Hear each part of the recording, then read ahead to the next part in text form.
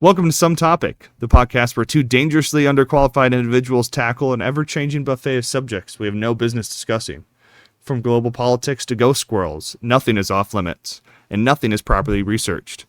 We are your hosts, two voices with microphones, a Wi-Fi connection, and just enough confidence to sound like we know what we're talking about. Spoiler, we don't. But that's never stopped anyone with a podcast before, and we refuse to be the first. Every week, we plunge headfirst into topics both serious and stupid, usually at the same time, armed only with sarcasm, caffeine, and a dangerous overestimation of our own coherence. Whether it's philosophy, politics, pop culture, or paranormal rodents, we approach each subject like two raccoons who broke into the Library of Alexandria, knocked over a torch, and now insist the fire was enlightenment. Our findings? Improvised. Our sources? Suspect. Our method? Whatever we yanked from our asses while marching proudly up the hill of stupidity, ready to fall honorably in the fog of ego, ontological confusion, and the blood-slick ruins of abandoned discourse. It's too late to turn back now. Your descent has begun. And we, your casually deranged hosts, will guide you in style straight through the crumbling ruins of reason. Listener discretion is enthusiastically advised. This podcast contains strong language, stronger delusions, and a persistent disregard for intellectual safety. If you're easily offended, chronically literal, or spiritually fragile, please relax your chakras, unclench whatever needs unclenching, and consider yelling at a tree instead. This is not journalism. This is not education. This is comedy. This is play. This is Some Topic. Welcome back. This here is Some Topic, and I'm your host, Nick. And I'm your co-host, Brett. I thought you were a smooth jazz operator. What happened to that? I got fired from my own show. Did you? Yep. What was it called? It was called Smooth Jazz, and Jazz Smooth. That's not confusing at all. Could have been Smooth Jazz it to did the poorly cubed. in the ratings. The ratings.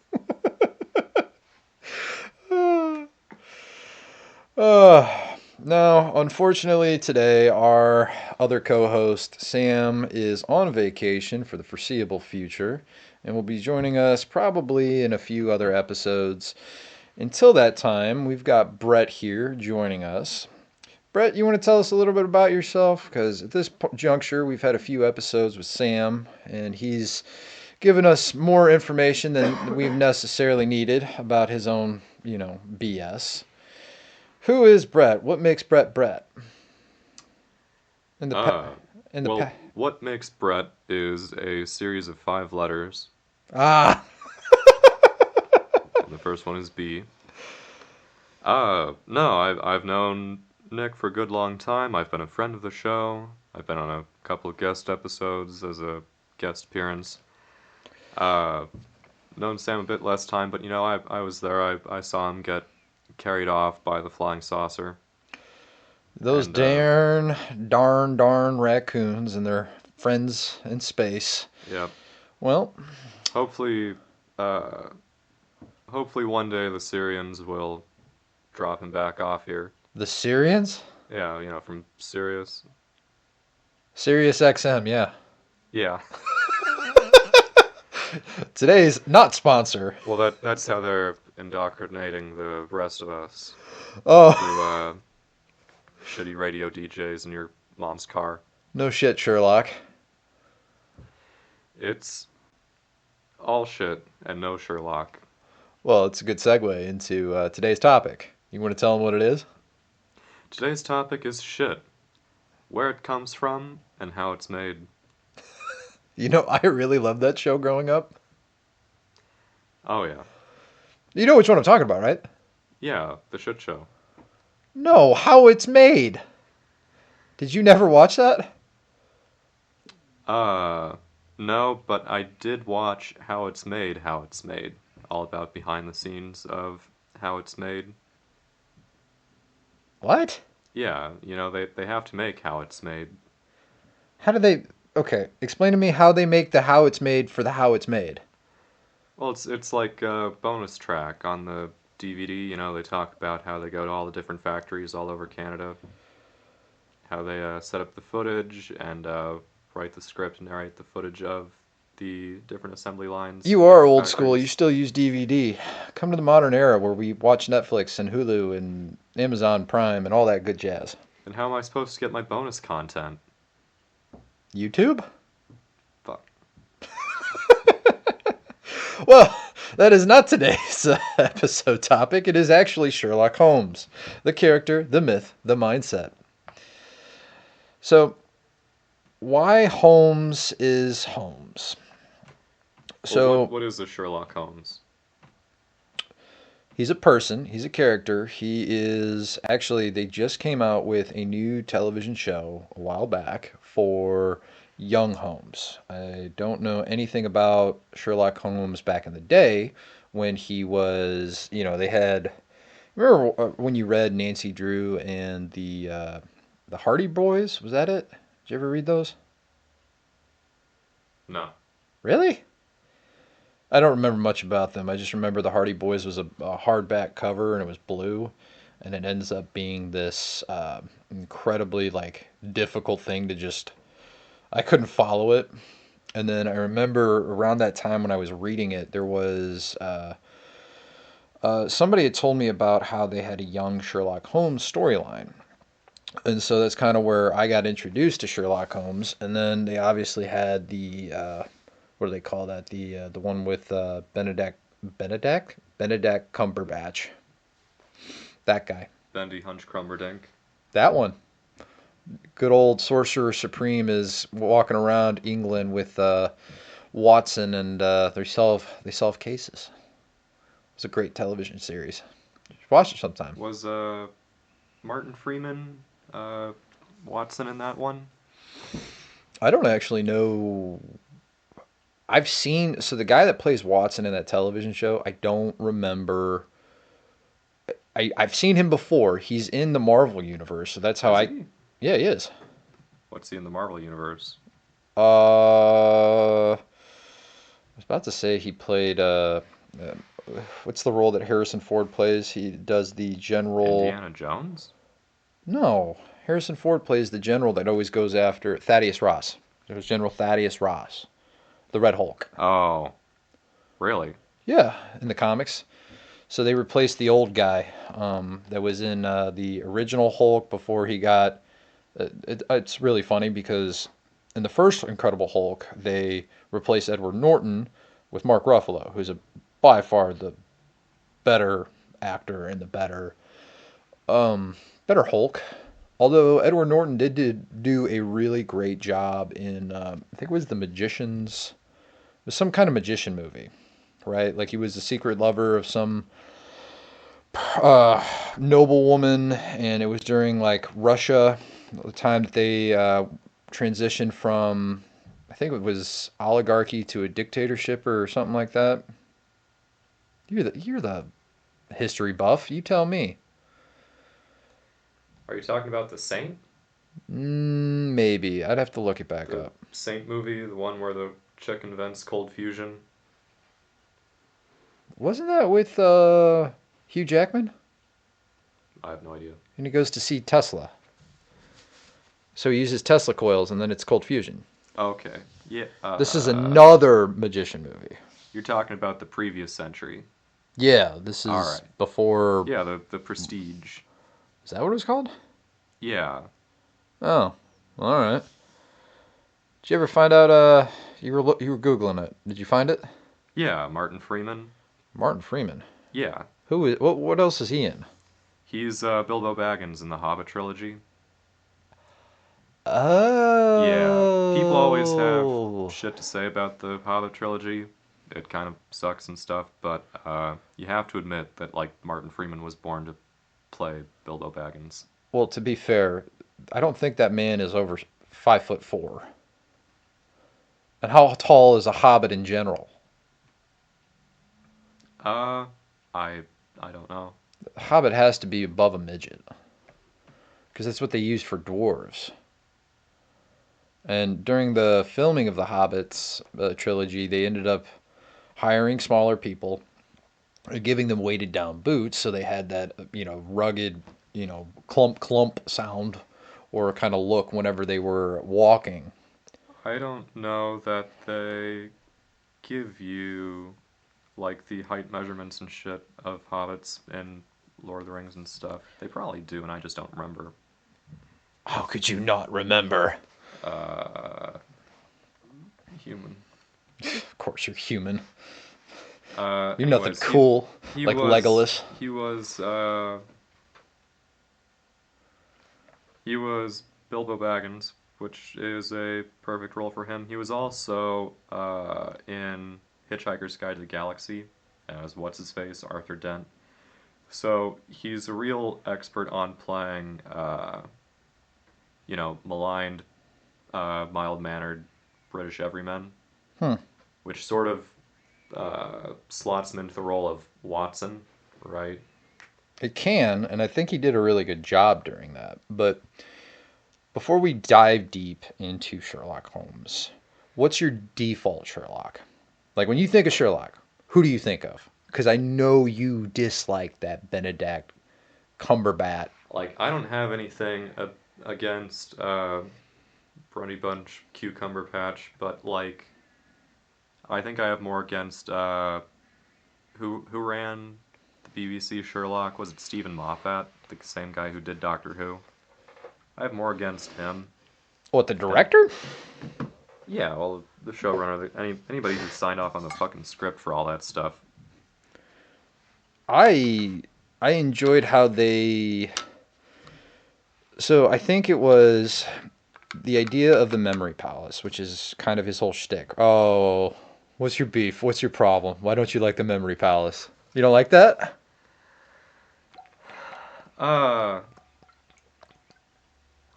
Do tell, No. do tell. No, what's wrong with it? I think it's stupid. Why is it stupid?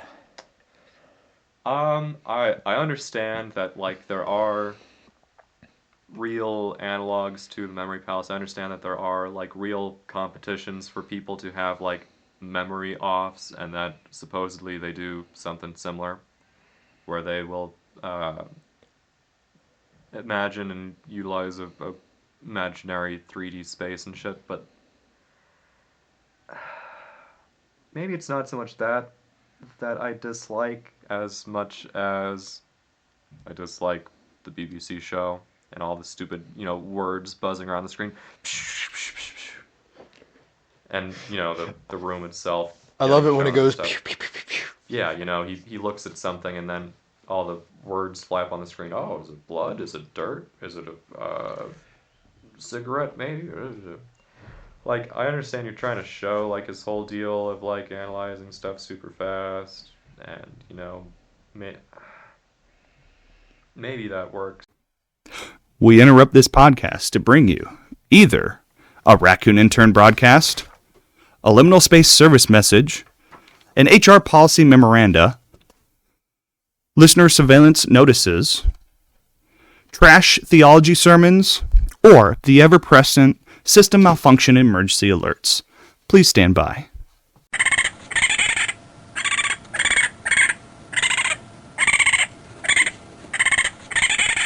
Trash Theology Sermon 3.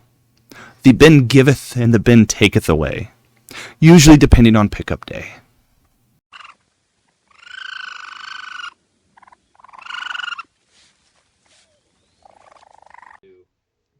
I need to address a structural issue within the intern nutritional program. We refined caffeine protocols, we've implemented recovery measures, but one variable remained unstable: baseline nutrition. You can't build sustained performance on coffee and regret alone. You can optimize spikes, you can mitigate crashes, but if the system is depleted, you mistake stimulants for sustenance. Performance wasn't just chaotic, it was inconsistent. That's when we introduced Zevo Life. It's a patented microalgae designed to support steady energy, digestion, and overall vitality, helping your system operate consistently instead of constantly compensating. Packed with essential amino acids, vitamins A, B12, E, and K, antioxidants, minerals, and bioactive compounds, all within a single teaspoon. It's not stimulation, it's foundation. We added it to the intern's daily allocation, and the Intern Nutritional Authority has adopted it into long-term protocols. You get 30% off your entire order when you use code TOPIC at zevo.life. And for transparency's sake, like a raccoon gazing into the future through a rearview mirror, we'll tell you plainly. The show earns a commission when you use code TOPIC, so you're not just upgrading your nutrition, you're reinforcing the structure that carries you through life's impacts. Nick, myself, and the Intern Nutritional Authority thank you for investing in the long game. We interrupt this podcast to bring you either a Raccoon Intern broadcast, a liminal space service message, an HR policy memoranda, listener surveillance notices, trash theology sermons, or the ever-present system malfunction emergency alerts. Please stand by.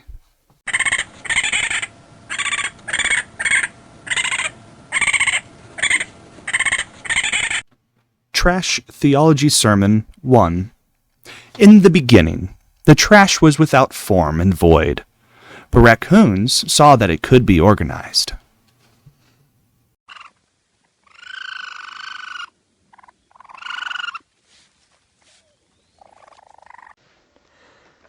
So to answer your question, I don't really have a favorite screen adaptation of Sherlock Holmes. More of a fan of the short stories. So I know when you and I were kind of rifling through the history of Sherlock Holmes, more on, we were scrolling through the listings they had for visual entertainment, let's say. There was the stuff from Robert Downey Jr., there was the Elementary, there was a bunch of TV shows, there was a bunch of old-timey movies from the 1930s, and I think you looked it up, and it was the 1930s that got the highest Rotten Tomato scores. Is that right?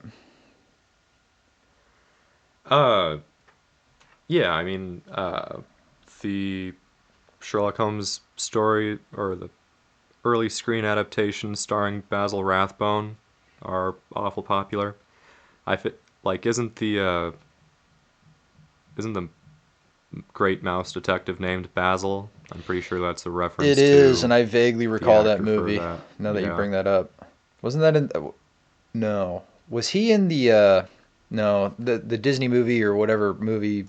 Whoever made the movie, it was the... Don Bluth? Was who? Don Bluth animation. Oh, I was thinking it was Disney. Because there was there was the mouse movies where they, the one I remember explicitly is they go west. So they got that orange tabby and he puts the hat on and he's like trying to be, maybe I'm mixing up my movies, but he was trying to be Sherlock Holmes. But in general, I think a lot of people feel like they already know who Sherlock Holmes is, even if they've never read the stories. Myself being one of them, I think you have read them, right? Not all of them, but More than some. me, and probably some of our... I used to have a crummy job where I listened to a whole bunch of public domain audiobooks, and I liked the Sherlock Holmes ones pretty good. Well, I think in general people know the hat, the pipe, the word elementary, right? Elementary, my dear Brett. Yeah.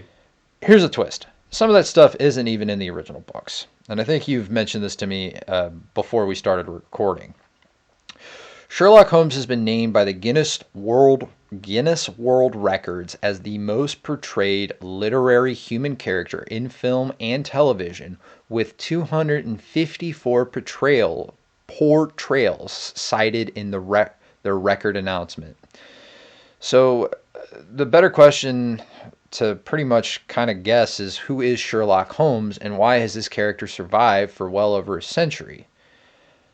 So, at the most basic level, Sherlock Holmes is a fictional detective created by Sir Arthur Conan Doyle. Like Conan the Barbarian, I think. I think the Barbarian has two N's. I think you pronounce it the same way. No? Yeah. I couldn't tell you.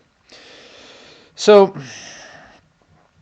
he first appeared in 1887 in a story called A Study in Scarlet, and you've mentioned this to me before. Holmes describes himself as the world's only consulting detective. That means he doesn't work for the police, he works with them, stepping in when cases become too complex.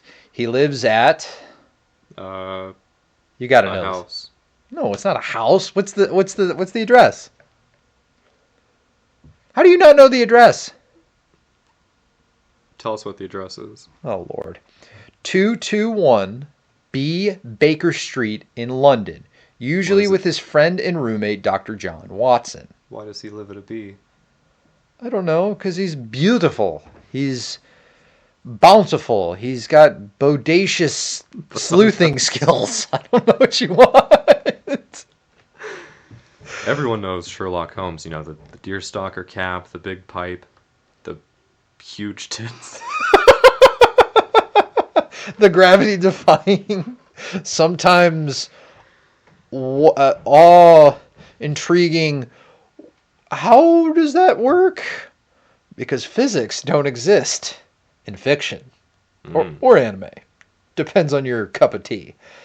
So he's usually with his friend and roommate Dr. John Watson, who narrates most of the stories. Holmes is known for three things above all else: observation, deduction, and logic. He notices details others ignore, connects patterns others miss, and draws conclusions that seem almost magical until he explains them, and that explanation part is key. So, Brett, we had talked about A Study in Scarlet. Do you remember it? Off the top of your dome, what was it about? It was about a guy who is dead, and he leaves behind a pool of blood and a, what's the word he spells out? Is it Red rum? That's not it. That's from a different movie. No, it's he spells out either Rachel or revenge. I forget what it was, but one of them is supposed to be stupid. I really don't know. So, controversial take. Do you think Holmes is powerful? Like he commands a lot of authority? Or where do you think his... Are you asking me if I think that Sherlock Holmes is an alpha male? Yes. I think Holmes is the epitome of the Sigma male, that he's a lone wolf with a particular set of skills who exists on his own. So he picks up a phone, and something's been, let's say, obtained without his permission. And when he picks up that phone, he says to no one in particular, I have a set of skills. I don't think he had a phone. Did they not have phones back then? They might have had the telegraph. That's the same thing, right? So he's in Morse code. He's going click, click, click, click, click, click, click. Right? Mm-hmm. I think it's very important that we do experience Sherlock Holmes through the lens of Dr. Watson, that we have a closer to every man. Yeah. Is our point of reference. I mean, in a lot of times in literature, you know, you describe something as coming either from the in-universe sense of reasoning or through the real-world sense of reasoning. And sometimes people call that the Watsonian perspective for Mr. Watson, who's narrating the story, right? Really? Or the Doyleist perspective of Arthur Conan Doyle writing the story. So, do you think that a lot of the stories that portray Sherlock Holmes are... It's almost like your comic books, right? You see this more than fantastical character. And, you know, at the time they didn't... I guess in 1887 they didn't have Superman and Spider-Man and Iron Man and Batman and all that jazz, right? They had superheroes or comics, I assume. I don't know that. But do you think that Sherlock Holmes was an early comic book character? Just not a comic book character. He was a book character. You see where I'm going with this? I think a lot of his powers of reasoning are certainly what we would call superhuman. I think that's a large part of the appeal, is that it's a superhuman intellect. And that's sort of what I was driving at with the Watsonian perspective, right? that since you're not actually ever inside Sherlock's head, none of this stuff has to be explained from that perspective, right? Is that why you have a Arthur problem Conan Doyle with doesn't have to be as smart as Sherlock Holmes. He just has to contrive the situations to make him look smart and have Sherlock spout out a explanation, right, about the deduction. Is that why you hate it when Sherlock Holmes is portrayed with all these words floating in his head, and it's like, is this blood? Is this... I think what I decided was it's sort of stupid. Well... and that it is not terrible in itself. It's just that it's accompanied by really crummy writing. Okay. So, how Sherlock Holmes was created. Arthur Conan Doyle. Conan. That's what I said. Good old Conan, the barbarian Doyle, wasn't just a writer, he was a medical doctor. While studying medicine, he learned under Dr. Joseph Bell, a surgeon famous for diagnosing patients by noticing tiny details about their appearance and behavior. That observational method directly inspired Sherlock Holmes. At first, Holmes wasn't a huge hit. A study in Scarlet didn't explode in popularity right away. Everything changed when Holmes' story began appearing as a short monthly episode in the Strand magazine starting in 1891. The magazine was massively popular, initial sales around 300,000, rising to nearly 500,000 copies a month, and Holmes became the reason many people bought it. The serialization turned Holmes into a habit, not just a character. So I guess I want to know what... Can you do inflation on, like, book sales? Oh, I've eaten too many books and my stomach is swelling up so big. Oh, if you here could see me in the studio audience, I'm just expanding by feet and feet as I shovel more books into my gaping maw. Oh, I've eaten too many books. That's how we got so smart. Okay, but can you do it? Question? Fucking ass. So you know how like $1 100 years ago is worth... Well, it depends on how you look. Calculate the price of a periodical magazine from the 1800s? That, or what would a book sale actually be from then to now? I don't fucking know. It can't be much worse than cable, right?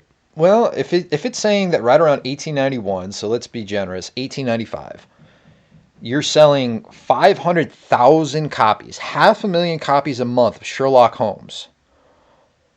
Okay, like, there's less people in the world, so I guess you would do a proportion. I just want to know what the, I can fathom 500,000 copies, but it's more impactful back then, right? Yeah. So I'm like, how do I... Like, as a proportion of population, sure. Yeah, I'm just trying to, like, how do I compensate for that? Population of the United Kingdom in whatever year. Take that fraction. So, Point is, it's a lot. That's a quantifiable number. So, we know Holmes because he kind of pops up everywhere. Like, he's the detective. He's the guy. Like, there's TV shows, there's pop culture. There's like a version of him all over the place. Like, yeah, there's a mouse of him. I'm pretty sure he goes to space or the future or something. And like, yeah, why is he so available? Not necessarily why is he so popular. Why is he so adapted over and over again? I mean, he didn't enter public domain until 2023.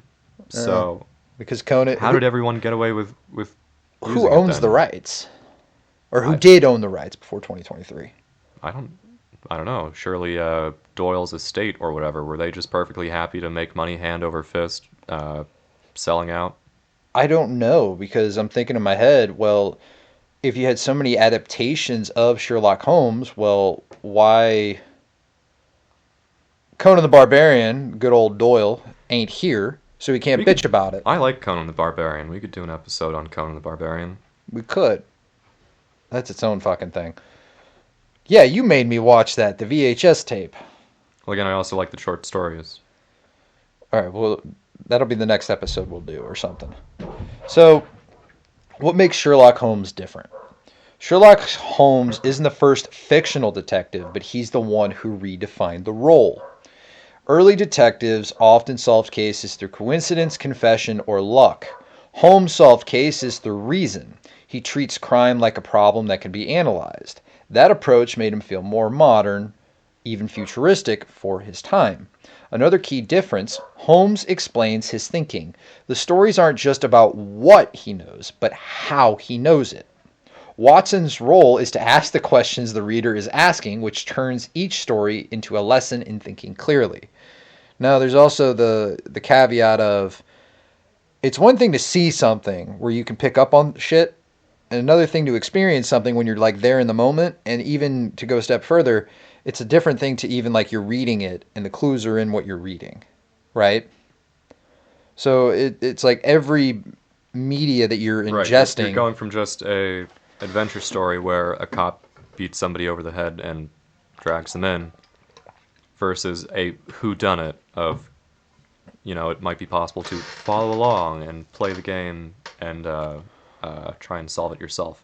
Which I have to admit, people always say that, that you're supposed to be able to follow a procedural and try and figure it out yourself. I've never really done that. That's not really how I watch it. It's more like watching, something explode in complexity for complexity's sake, but maybe I'm just stupid. Well, can attest. You are 10 out of 10 stupid. Would stupid again. Yeah, it's interesting to compare the rise of Sherlock Holmes and the science of criminology and stuff compared to, the real history of the London Metropolitan Police and the emergence of modern policing in the 19th century. Having to go through, just the, Skyrim-style hue and cry of, oh, somebody stole a fucking tomato from my... That's what they did, Somebody would say, oi, you fucking nicked it, and everyone had to drop what they were doing and beat whoever it was who stole it over the head. With a billy club. Yeah, then you got into some crazy stuff about, you basically had the Thieves Guild from D&D running the show, right? Yeah. It was basically a giant mob run by a government employee, the Thief-Taker General, whose job it was to stop thieves. But in essence, he just began organizing the thieves. You could ransom your watch back or whatever through him. And after that, you finally got, a modern police agency. You finally got Scotland Yard and the dudes with the stupid helmets. And it's interesting to compare that to, the emergence of a modern scientific detective like Sherlock Holmes, sort of the ideal of what the Metropolitan Police should be. Well, so I have a question in the sense that Sherlock Holmes, I know he, at that time that he's always portrayed, it's like, how does someone gain knowledge and the ability to learn like that? Like, Sherlock is seeing everything. So how is he looking at something and avidly questioning it and then piecing it together? Because it's not something you're just innately born with. That's something you kind of have to be taught. So where did he learn that? It's not real. Well, you're not able to do that. Why not? It doesn't work like that. Says who? Says fucking chaos theory. The fuck is chaos theory? Like the butterfly effect, there's any number of reasons why somebody could have a tan or a limp or mud on their shoe or all that kind of shit that he's using for these deductions in these stories, right? Mm-hmm. It doesn't work like that in real life. If you can't look at those tiny details of someone's appearance and piece together, all this information about them. It might be interesting if you could. But again, it's sort of like the weather. There's too many pieces. The weatherman's always right. The weatherman's always wrong. It's the chaos theory of it. It's why you can't predict the weather. So why is the weatherman a fucking job? I know where the weather girl is. Yeah, the Mexican weather lady. Dude, there was a weather lady. I won't name names and I won't name places, but once I saw it, I could not stop looking and seeing it. She turned her face to the side, and it looked like the Wicked Witch of the West. I'd let her butterfly wings flapping cause a tornado in my Texas. Yes, except no. And I just could not stop seeing it, and I just kept like, okay, so if I just take a picture and I just shade her, do some digital editing, put a hat on her, yeah, I could see it. Get that bitch some ruby red slippers and, put a house on top of her. Just put her in green face. Could do that. Yeah. But, they just did that with Wicked, so. Or yeah, they just came out with the new, whatever. They came out with the theatrical release of, like, the movie release of the play. Yeah. Like, part 2 was, like, a couple years back. All you have to do is put the weather lady in green face. Sherlock Holmes did yellow face once. Did he? In the books, at least. Why? Because he was hanging out in a Chinese opium den, trying to Wouldn't bum they been some information. all... He does yellow face? What does he use? He's a master of disguise. He has all sorts of disguises. He puts on fake noses and ears and fake beards and stuff. I don't think it I don't remember how he did yellow face. Probably with something yellow. How astute of you. I know. So, why Sherlock Holmes became a cultural giant? Sherlock Holmes didn't just survive, he multiplied. So he had a bunch of babies, and those babies became baby Sherlock Holmes, and those baby Sherlock Holmes... I thought he was canonically ace. Ace? Asexual. Do you know how many times I've seen him be, like, screwing a hooker?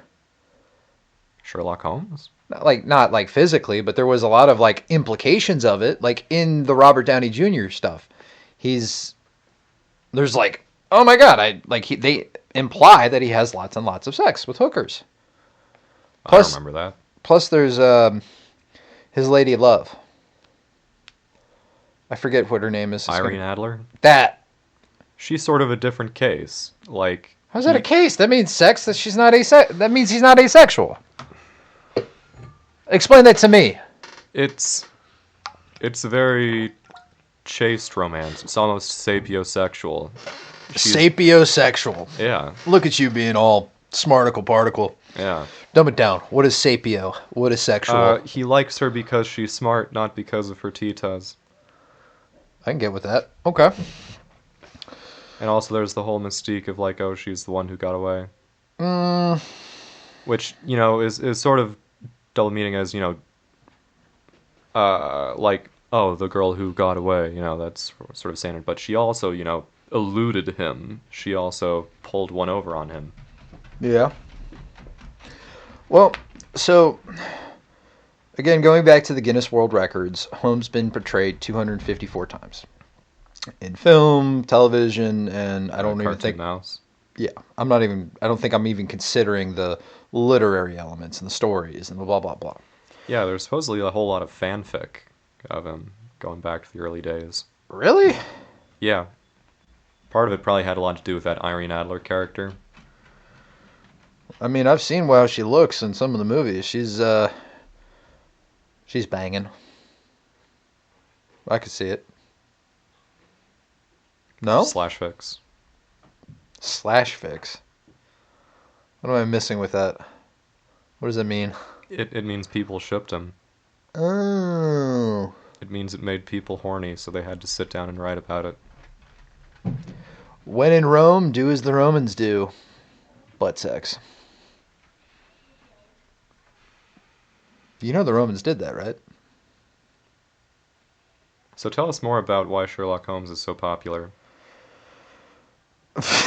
You don't want to know about the Romans and butt sex? Fine.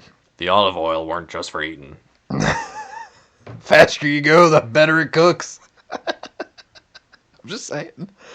So, The original stories that were written form a tight canon. 4 novels and 56 short stories published between 1887 and 1927, though the adaptations never stopped. Each era reinvents Holmes to match its own fear and fascinations. Holmes, in a sense, becomes less a character and more of a template. Copy-paste. I kind of like that statement that you reinvent Sherlock for your current fears and fascinations. Yeah. Do you want to elaborate on that? Well, okay. So, Like, tell me about BBC Sherlock. well, I'll get there. So, Elementary, my biggest beef with it is that, like, in a modern day era, we know that, like, in previous adaptations, Sherlock Holmes had a problem with cocaine, morphine, and all the different drugs. So, in a today era, we know what those do and impact the mind. We know on how detrimental that can be. And also the social stigma has sort of shifted slightly. They're less accepted in medicine and more, that's going to get you thrown out on the street. Yeah, and so in Elementary, Sherlock is... not cocaine, but Details. not rich enough to be allowed to. It's fine. We'll make lots and lots of All right, money later. all right. And we'll do all the cola. So, the stigma's there, and so in Elementary he's a recovering addict. So he has a companion, a sober buddy, called, wait for it, something Watson. I forget the first name. Is Because the police lady's name not Watson? it might be, but my beef was that it was a woman portraying John Watson. Right. So Of course, her race doesn't matter, but she's the East Asian lady, yeah. So it's, going back to that adaptation. It's like, Did she get... Okay, stupid question. Was that lady from Elementary in Afghanistan? maybe, but the Afghanistan thing you're thinking of is the one from the Benedict Cumberland Yeah, portrayal. which is always sort of funny, that in the books and stuff, Watson gets back from War. fighting in Afghanistan. Was he from Afghanistan? Yes. Oh, I thought he was in one of the Anglo-Afghan wars over there between the British and India and Afghanistan. I actually did not know that. And so, more than a century later, he's still getting back from fighting in Afghanistan. Yep. Which is fun. I'm sure there's nothing we could talk about there, but,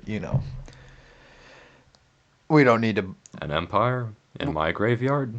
Maybe more likely than you think. We don't need to take a bat to that beehive.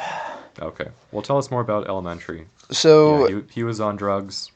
Was the lady in Afghanistan? Maybe not. She was Maybe doesn't matter. So she was a doctor, and then she ended up... I think somebody died on her watch or whatever, and she was obviously not sober, and so then she sobered up, and then she's no longer practicing doctor, because obviously if you do drugs and you kill somebody on the table... She's got a disbarred or whatever. Disbarred would be a... Disboard? Because it's a medical board, right? Yeah, Whatever. I don't know what the technical term would be. My point is that you've got a situation where you're seeing modern day era where back in the old adaptations, women didn't have any rights, and so they weren't as big. They were more of like, like you said earlier about Irene Adler, they are very sexualized. They are the one that got away. So fast forward to this modern day era where you got LGBTQ, you got The women. You got, I think civil rights would have been movement. able to vote in the UK by the time Sherlock Holmes came out, but don't quote me on that. I couldn't tell you. Again, this is just my understanding of it. So, and then you get to the point where you start to see, you go to the nice Benedict Cumberbatch. There was an episode about the Basker Hound case. The Hound of the Baskervilles? Yeah, that one. That was in the TV show. It was a portrayal of a chemical plant that was making everybody hallucinate. Yeah, that was dumb. And so that's modern era when you think about it, where in a sense it's gas, we're modern day industrial age BS. I can take a step further, And you could go to the Robert Downey Jr. portrayals of how, we're seeing chemical warfare come about in the industrial age where he is portrayed. And it's like, okay, you took some, what was it? It's a special type of poison. It's in like some nuts. The thing that basically feigns death, like slows your heart. No. Cyanide. That's it. Oh. Cyanide. You're thinking of the blowfish, where they cut it up, and there's a certain part of it apparently that if you fuck up, you die. And I think that same fish, you can use it again to slow down your heart rate. You're still alive, but your heart just slows down. I don't know how true that is. Maybe it's not the blowfish. Maybe it's a different fish. I don't know. So again, you have these, as we progress into more of the 21st century, it's just like you start to see modern things come into play. And so then it's just, that was never the intent when this, Conan the Barbarian, Doyle, is writing this shit. He's just like, look at the clues, solve the shit, done. So it's progressed with more technology, more input, more different liberal views, more modern day views, and it tries to keep up. And we haven't even touched on Moriarty yet. In the elementary, I believe it's a woman. And Moriarty, it stay true to what it is. I don't I don't need my John Watson being a woman, and I don't need my Moriarty being a woman or the lover of Sherlock Holmes. Or at least that's what I remember. I watched Elementary so long ago. I didn't really watch Elementary. I heard good things about it. I heard it was better than the BBC one. It doesn't matter too much, if Watson's well written, it doesn't matter too much if she's an Asian lady, as long as they're not doing like an annoying will they won't they thing, as long as they're not banging, I think that's fine. If Moriarty is a woman, again, if there's no sexual tension between her or anything, then who cares? We interrupt this podcast to bring you either a Raccoon Intern broadcast, a liminal space service message, an HR policy memoranda, listener surveillance notices, trash theology sermons, or the ever-present system malfunction emergency alerts. Please stand by.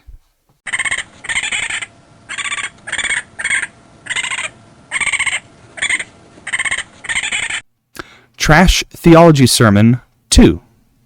Verily I say unto thee, one's worth is not in what they throw away, but what they are willing to dive back in for.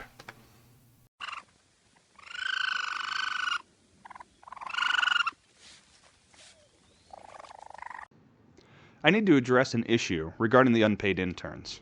While overall productivity has improved, there's a recurring decline following what they described as after-hours research. Translation, excess beverages were consumed. The next morning metrics were predictable. Cognitive clarity, compromised. Regret index, elevated. Sunlight compatibility, low. That's when we implemented liqueur gummies. They're formulated with DHM, which helps your body process alcohol, along with milk thistle, B vitamins, electrolytes, and ginger root to support recovery and hydration. You enjoy your evening, you support recovery. You wake up to regret your decisions with a clear head and a settled stomach. You can get 20% off your entire order when you use code TOPIC at liqueur.com. And for transparency's sake, like a raccoon peering through a kaleidoscope attempting to intuit your future by reading tea leaves, we'll warn you. The show earns a commission when you use code TOPIC. So you're not just protecting tomorrow, you're supporting the continued operational stability of the interns. Nick, myself, and the Intern Nutritional Authority thank you for your patronage.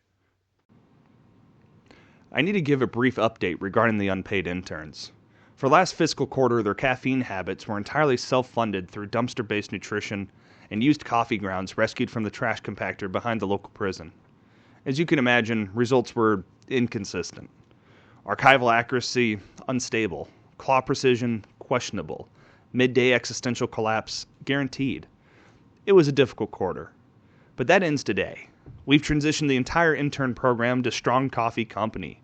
Their black blend has 15 grams of protein, 5 grams of MCTs, and adaptogens like ashwagandha and L-theanine. So instead of spike and crash routines, it's a sustained focus. The results speak for themselves. If you're going to drink coffee anyway, it might as well pull its weight. You can get 20% off your entire order when you use code TOPIC at strongcoffeecompany.com. And for transparency's sake, like a raccoon peering through a mason jar instead of a magnifying glass while searching for mythic relics buried in a landfill, we'll tell you plainly. The show earns a commission when you use code TOPIC. So if you grab some, you're not just upgrading your coffee. You're funding structured nutrition for the interns. Nick, myself, and the Intern Nutritional Authority thank you for your service. We interrupt this podcast to bring you either a Raccoon Intern broadcast, a liminal space service message, an HR policy memoranda, listener surveillance notices, trash theology sermons, or the ever-present system malfunction emergency alerts. Please stand by.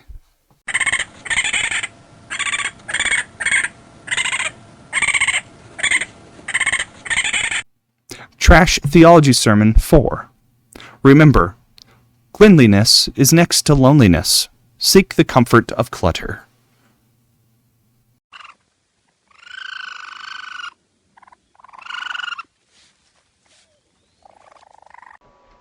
So I think that there can also be an argument against Sherlock Holmes.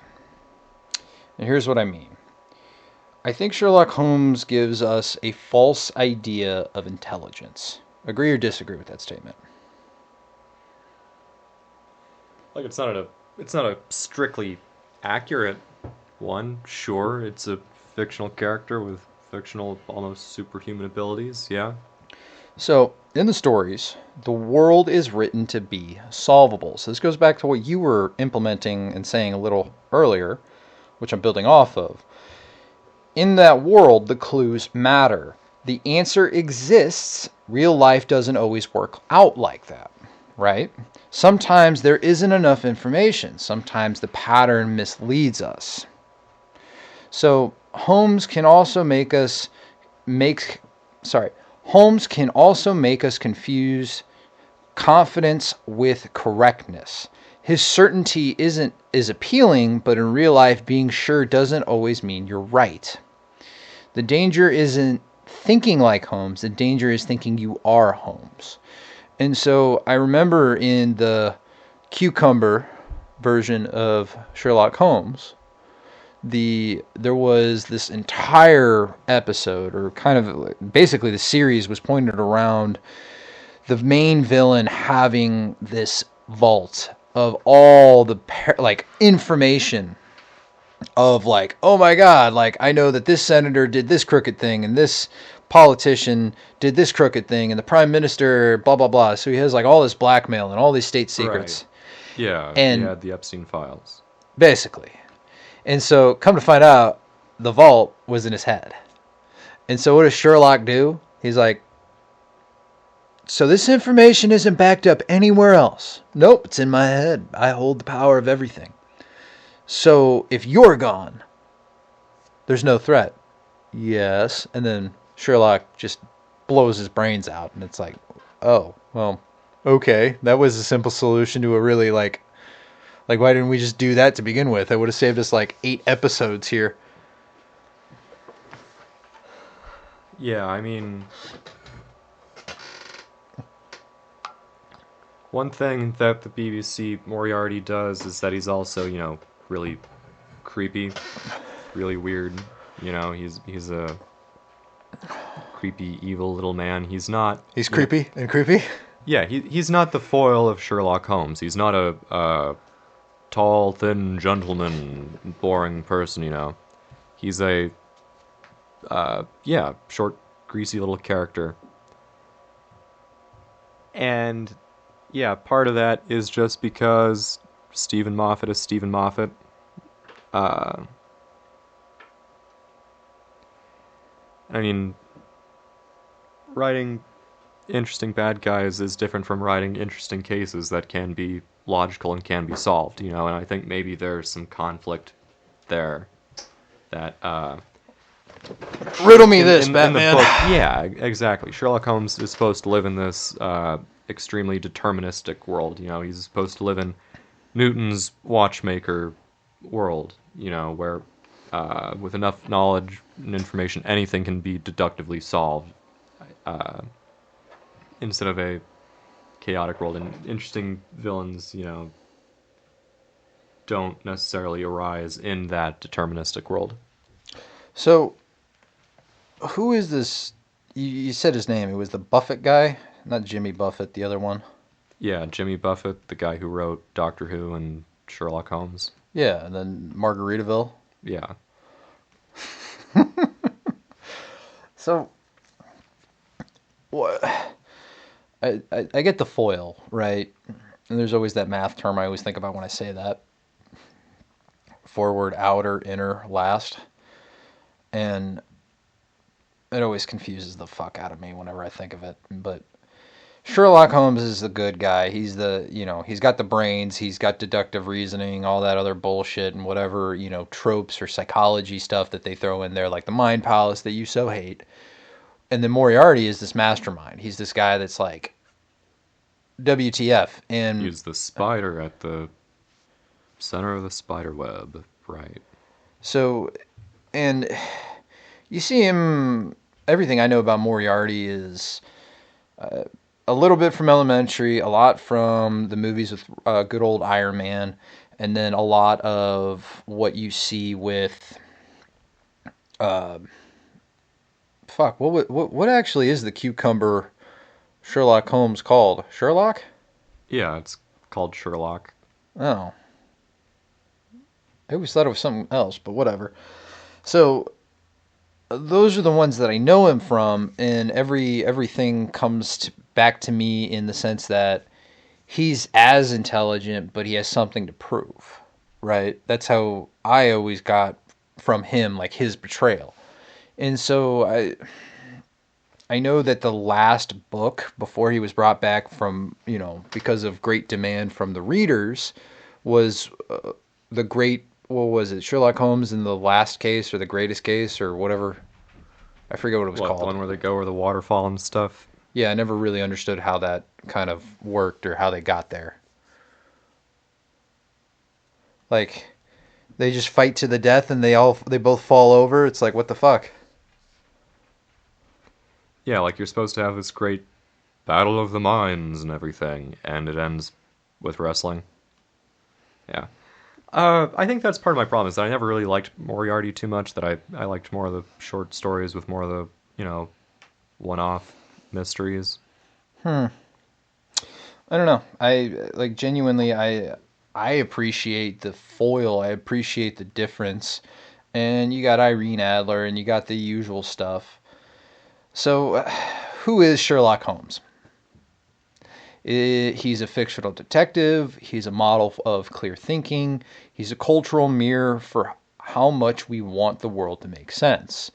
But you and I both know the world rarely makes sense, and the world, I don't know, you've kind of said it like 8 times this podcast episode. Chaos theory, right? Shit be crazy. Mm-hmm. I feel like there's a bunch of like psychologists cringing right now on the fact that I just summarized chaos theory as shit be crazy, cray cray, as I don't think youth say these days. I don't think chaos theory falls under psychology. Doesn't? I think it's more of a physics thing. Like, wouldn't it fall under the idea of like the motives behind people? Like, is somewhat of a chaos theory, because there's no way to understand a person's full motive without living their entire life. You could summarize it. It's a branch of mathematics. It's a what? It's a branch of mathematics. You're a branch. I think. I don't know. That sounded like a good insult. You're a case study in psychology, but that's beyond the point. I always knew I was a tough nut to crack. That's why they always called me a nutcase. So, I think that the takeaway from this episode isn't to be Sherlock Holmes. Maybe it's to borrow the one habit he portrays really well. Cocaine. Yep. Copious amounts of cocaine. No. Pay attention longer than most people do.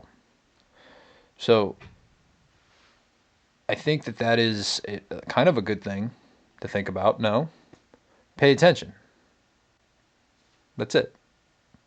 Because that's what Sherlock Holmes does best.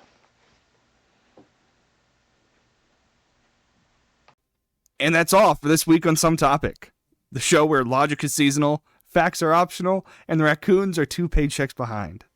If you're a liberal, please keep your critiques to yourself.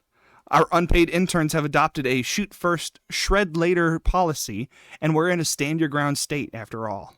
HR has yet to get back to us with a solution, so stand by. To the rest of you, keep your coffee black, your sarcasm sharp, and your reality on airplane mode. Until next time, stay skeptical, stay caffeinated, and stay just interested enough to keep the surveillance squirrels guessing while we slip out the back.